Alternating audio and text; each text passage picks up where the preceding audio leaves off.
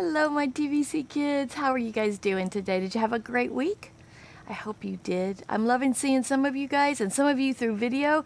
It's always a good way to see you. Let me know how you're doing.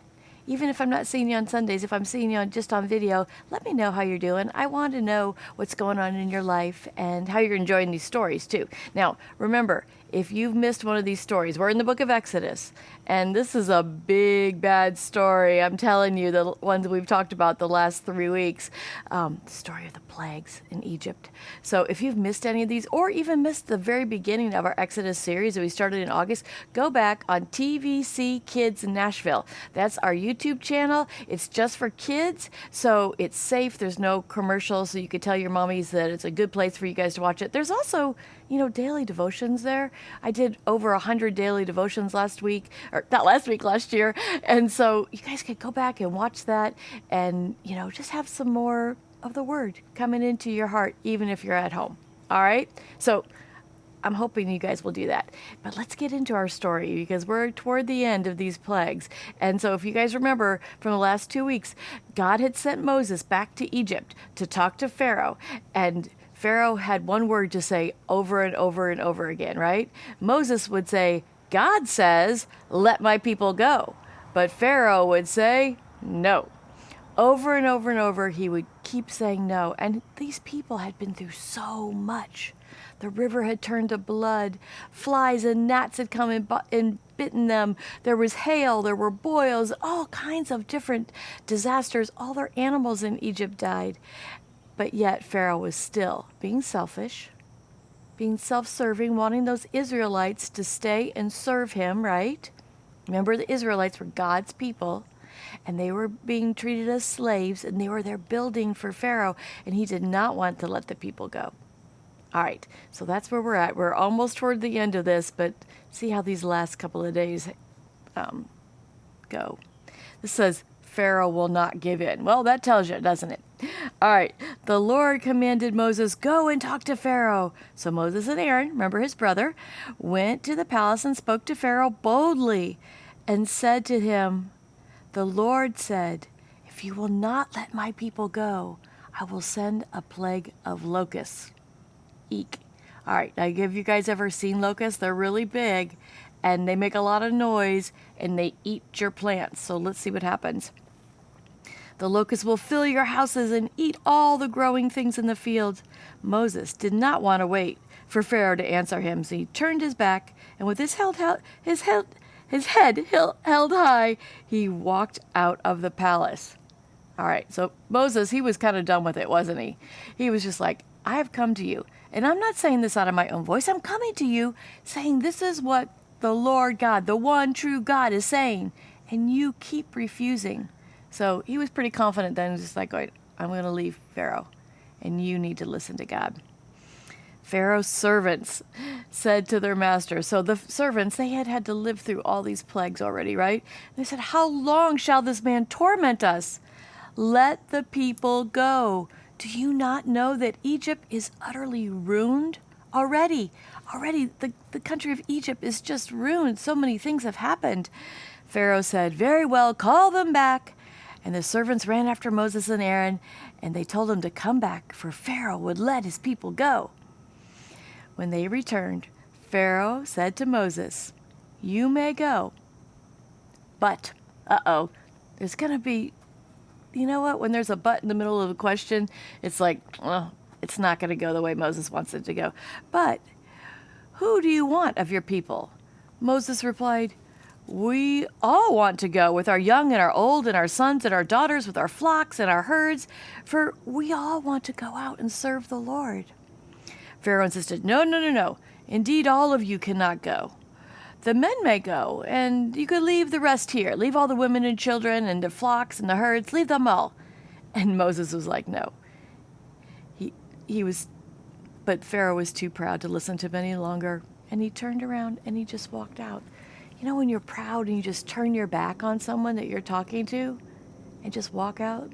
That's what Pharaoh did. So the Lord said to Moses, stretch out your hand, for locusts will cover the earth so that the people could not see the ground, and they ate every green thing. that the hail, do you remember the hail that was there? Had not already flattened. So Moses stretched out his arm, and here it was. Look at these little locusts. They're kind of big locusts. Oh my goodness. Think about these little guys. Swarms of them just covering everything with green. I tried to wear all green today and, show you how green it is in Nashville. Could you imagine if these locusts came and ate everything and there was no more green? Everything was brown and gone. There was no crops. What happens? Did they have a grocery store to go to? Their animals had already died, so there was no milk, dairy, there was no meat. So they had just green things to eat. And when all the things that were green were eaten by these ugly green bugs, what would they do? They had no food. This was a really bad plague. And the people of Egypt, they were already so downcast and already so hurt by this. And Pharaoh still kept refusing to let God's people go.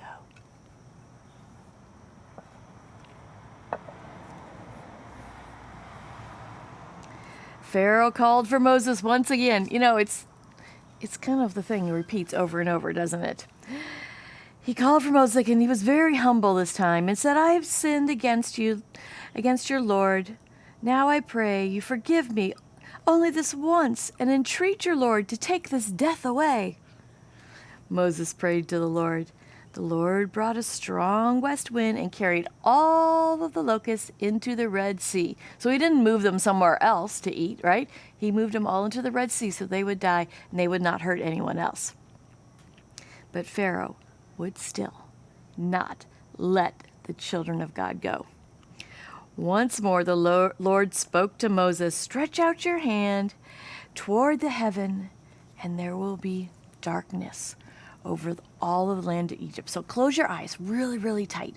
Close them as tight as you can while I read this and think about living there in Egypt. The darkness was so black that it may be felt as well as seen. Moses stretched forth his hand. There became a thick darkness over all the land of Egypt. When it was dark at night, sometimes when it's dark at night, there's always a little light from the moon or the stars so that you could see just a little. And after our eyes get used to the dark, then we could usually see just a little, right?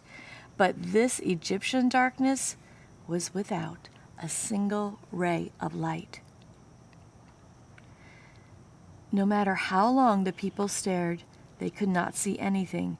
They just stayed where they were. Because the darkness was so dark, they dared not move. All right, so dark. After 3 days, Pharaoh could not stand it any longer, and he called to Moses. He said, go and serve the Lord. Take your little ones along, but leave your flocks and herds. And Moses said, no, we need our flocks and herds. That's how we give our sacrifice to the Lord. And we need our cattle too. Our cattle must go with us. Not one of them shall be left behind. Then Pharaoh became very angry, and he lost his temper and shouted, get out of here! Could you imagine how angry he must have been? And don't come back, because if you do, I will surely kill you, Moses. So he was angry. But whose fault was all this? Pharaoh and Pharaoh's sin, right? Moses said, you have spoken well. I will see your face no more. And now, thus says the Lord, about midnight. Okay, here was the last plague. The last thing the Lord was going to do to punish the Egyptians because of Pharaoh's selfishness. I will go out amidst the Egyptians, and all the firstborn in the land shall die. So all the firstborn children. So whether they were firstborn, if they're still babies, or middle schoolers, or high schoolers, or adults, everyone who was a firstborn was going to die. All right? And that included Pharaoh's firstborn. From the firstborn of Pharaoh that sits on the throne, even to the firstborn of the maidservant who pounds the grain at the mill, all the firstborn of the animals, and there shall be a great cry throughout the land of Egypt. The firstborn would all be dead. But against the children of Israel, this is when it's good there's a but in the phrase, right? But among the firstborn of the children of Israel, they would be saved. God was going to show there was a difference between the Israelites and the Egyptians. and the poor Egyptian people who were being punished right along with their king, Pharaoh, right? Because Pharaoh would not give in. Now the Egyptians, they suffered greatly. But the Israelites, they were seeing, do you remember how we talked last week? They were seeing more and more the power of God, how God was there for them, how God was there to save them. And just like God is here for us right now. Next week, we're going to talk more about how God saved the Israelites.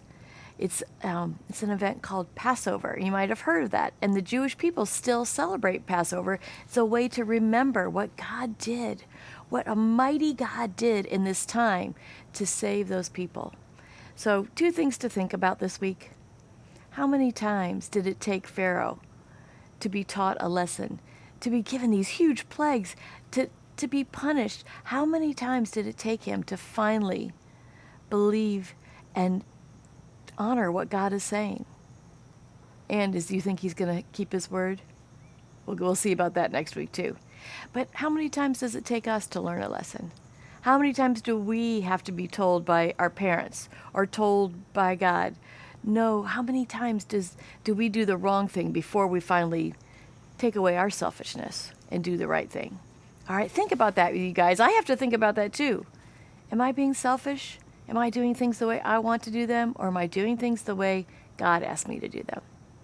And then think about how God is protecting his people, and breathe and know in your heart that God is there and he's going to protect you too. You are his children. I'm even his child. Can you believe it? Yes, we are all his children, and he's there and he's watching over us. And so even in our darkest times, even in the times when they look very dark and very bleak, God is there for us. He's watching out for us, and he will love you and protect you. All right, you guys, I'll see you next week. We're going to talk all about Passover, learn what that is, and learn how it's celebrated. And I hope you guys have a great week. Go back on that YouTube channel. Watch some of these videos. Go back and see some of those daily devotions. Fill your mind and your heart full of the Lord this week. All right, I love you. I'll see you next week.